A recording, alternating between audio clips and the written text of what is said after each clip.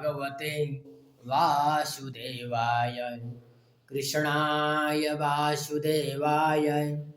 हरये परमात्मने प्रणतः क्लेशनाशाय गोविन्दाय नमो नमः। वसुदेवसुतं देवं कंसचाणूरमर्दनं देवकी परमानन्दं कृष्णं वन्दे जगद्गुरुं। नौमि नवघनश्यामं द्विभुजं मुरलीधरं लसदपीतपटं रम्यं शरादं पुरुषोत्तमम्। अथ द्वाविंशोऽध्यायः। मैत्रेय उवाच जनेषु प्रगणत्स्वेवं पृथुं प्रीथोलविक्रमं तत्रोपजग्मुर्मुनयः चत्वारः सूर्यवर्चसः तांस्तु सिद्धेश्वरान् राजा व्योम्नोऽवतरतोर्चिषा लोकान् पापान् कुर्वत्या सानुगोचष्टलक्षितान् तद्दर्शनोद्गतान् प्राणान् प्रत्यादित्सूर्योत्थितः ससदस्यानुगो वैन्य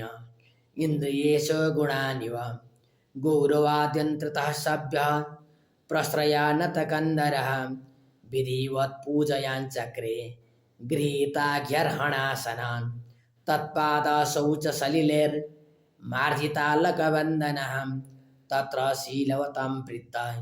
माचरन् मानयन्निव हाटकासन आसीनान् स्वतिष्णेष्वपावकान् श्रद्धा संयम संयुक्तः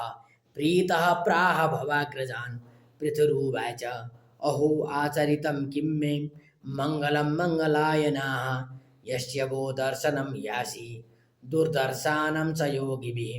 किं तस्य दुर्लभतरम्यलोके परत्र च यस्य विप्राः प्रसीदन्ति शिवो विष्णुश्च सानुगः नैव लक्ष्यते लोको लोकान् पर्यटतोऽपि पियान् यथा सर्वदिशं सर्व आत्मानं निश्चहेतवः अधना अपि ते धन्यः साधवो गृहमेदिनः यद्गृहायर्यवर्याम्बो तृणभूमीश्वरावराः व्यालालयद्रुमा वैते प्यरिक्ताखिलसम्पदः यद्गृहास्तीर्थपादीय पादतीर्थविवर्जिताः स्वागतं वो द्विजश्रेष्ठा यद्व्रतानि मुमुक्षवः चरन्ति श्रद्धया धीरा बाला एव प्रियन्ति च क्वचिन्न कुशलं नाथ इन्द्रियार्थार्थवेदिनां व्यसनावापयेतस्मिन् पतितानां स्वकर्मभिः भवत्सु कुशला प्रश्न आत्मा रामेषु नेष्यते कुशला कुशला प्रियत्र न सन्ति मतिवृत्तयः तदहं कृतविश्रम्भः स्फुरितो वस्तपस्विनां सम्पृच्छे भवेतस्मिन् क्षेमः केनाञ्जसा भवेत् व्यक्तमात्मवतामात्मा भगवानात्मभावनः स्वानामनुग्रहाय मां सिद्धरूपे चरत्यजः। मैत्रेय उवाच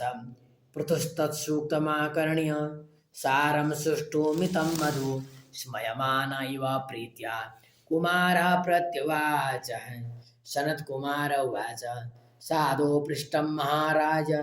सर्वभूतहितात्मना भवता विदुषा चापि साधूनां मतिरीदृशी सङ्गमः खलु साधूनां मुभयेषां च सम्मतः यत्सम्भाषणसम्प्रश्नः सर्वेषां वितनोतिशम् अस्तेव राजन् भवतो मधुद्विषः पादारविन्दस्य गुणानुवादने रतिर्दुरापा विधुनोति नैष्ठिकी कामं कषायं मलमन्तरात्मनः शास्त्रेषु यानेव सुनिश्चितो नृणां क्षेमस्य सद्र्यगविमृशेषु हेतुः असंग आत्मा व्यतिरिक्त आत्मनि दृढा रतिर्ब्रह्मणि निर्गुणे च या शास्त्रदया भगवद्धर्मचर्यया जिज्ञासयाध्यात्मिकयोगनिष्ठया योगेश्वरोपासनया च नित्यं पुण्यश्रवः कथया पुण्यया च अतीन्द्रियारामसगोष्ठ्यतृष्णया तत्सम्मतानां परिग्रहेण च विविक्तरुच्या परितोषात्मन्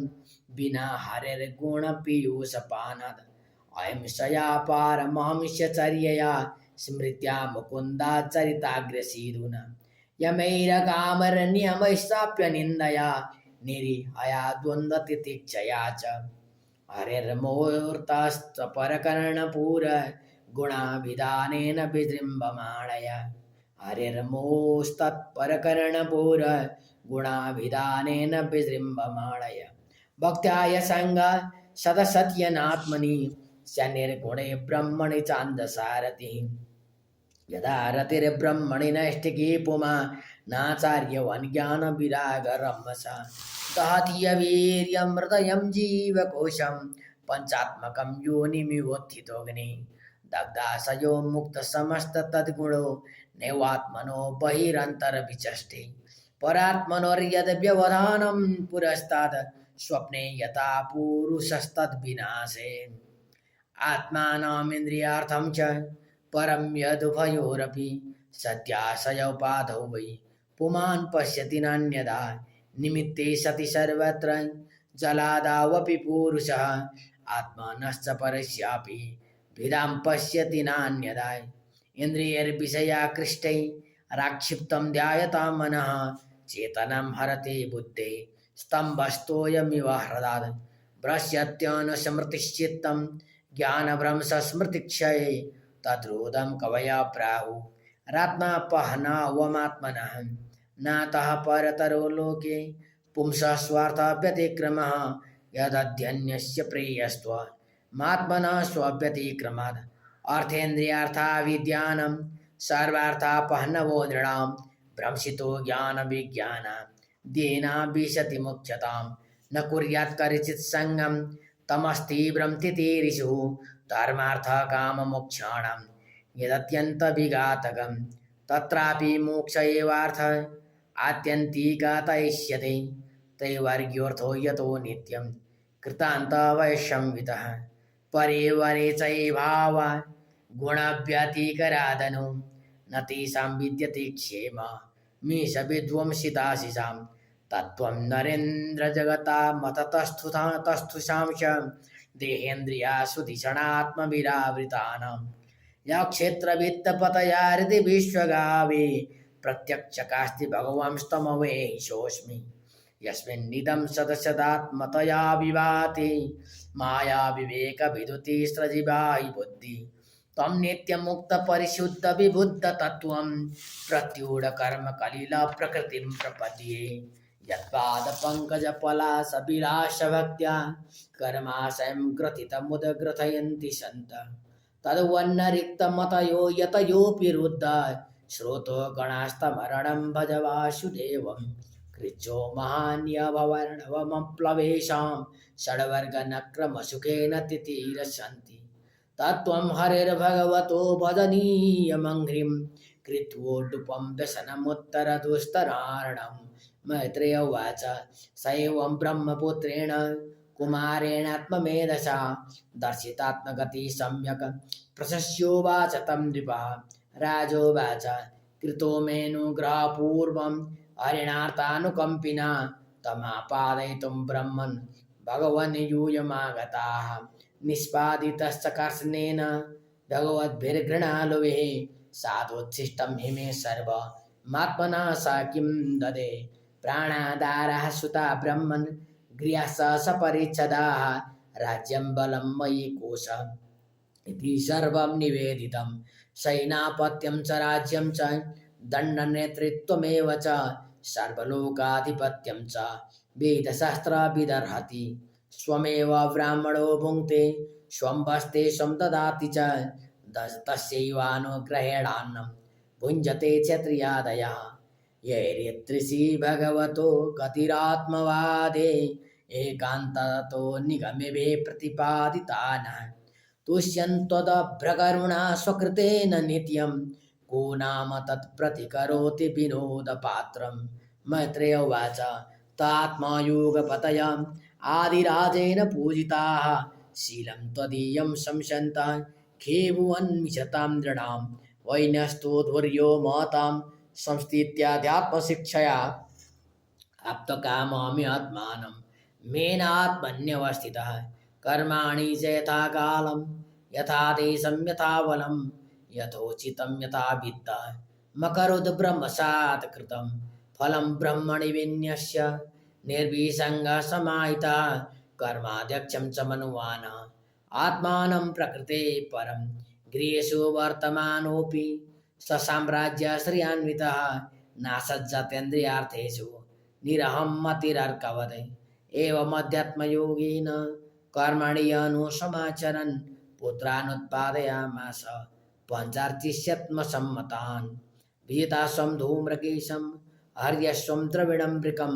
सर्वेषां लोकपालानां ददारैकपृथुर्गुणान् गोपिताय जगत्सृष्टेः काले स्वेषेच्युतात्मकः मनोवाग्वृत्तिभिः सौम्यर्गुणैः संरञ्जयन् प्रजाः राजेत्यधान्नामधेयं सोमराज इवापरः सूर्यवद् विसर्जन गृह्णन् प्रतपंश भूवसु दुर्धर्षस्तेजसे वाग्निर्महेन्द्र इव दुर्जयः तितिक्षया धरित्रीव द्यौरिवाविष्टदो नृणां वर्षति स्म यथा कामं पर्जन्य इव तर्पयन् समुद्र इव दुर्बोधः सत्त्वेन चलराडिव धर्मराडिव शिक्षाय मात्सर्ये हिमवानिव कुबेरा इव कोषाढ्यो गुप्तार्थो वरुणो यथा मातरिष्वेव सर्वात्मा बलेन स सौजसा अभिषय्यतया देवो भगवान् भूतराडिव कन्दर्प इव सौन्दर्ये मनस्वी मृगराडिव वात्सल्ये मनुवन्द्रेणां प्रभुत्वे भगवानजः बृहस्पतिर्ब्रह्मवादे आत्मवत्ते स्वयं हरि भक्त्या गो गुरुविप्रेषु